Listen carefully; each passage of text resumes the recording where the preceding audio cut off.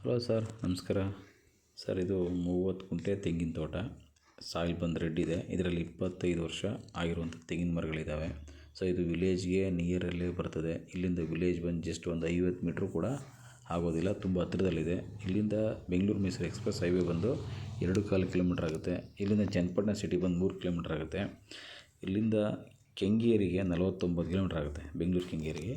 So ಇದಕ್ಕೆ ಈಸ್ಟಲ್ಲಿ 15 ಅಡಿ ಈ ರೀತಿ ಇರುವಂಥ ಮಡ್ ರೋಡ್ ಬರ್ತದೆ. ಸೊ ರೋಡು ಕ್ಲಿಯರು, ಕಾರು ಆರಾಮಾಗಿ ಹೋಗುತ್ತೆ. ಇದಕ್ಕೆ ಈಸ್ಟಲ್ಲಿ ರೋಡು, ಆ ರೋಡು ಈಸ್ಟಲ್ಲಿ ಹೋಗಿ ಹಾಗೆ ವೆಸ್ಟ್ಗೆ ಕಟ್ಟಾಗಿ, ಅಂದರೆ ನಾರ್ತಲ್ಲಿ ಅದು ರೋಡ್ ಬಂದು ಮತ್ತೆ ಅದು ನಾರ್ತಲ್ಲಿ ಇರುವಂಥ ರೋಡು ಮತ್ತು ಅದು ವೆಸ್ಟಿಗೆ ಕಟ್ಟಾಗಿ ಸೌತಲ್ಲಿ ಡೌನಲ್ಲಿ ಹೋಗಿ ಮತ್ತೆ ಅದು ವೆಸ್ಟಿಗೆ ಹೋಗುತ್ತೆ.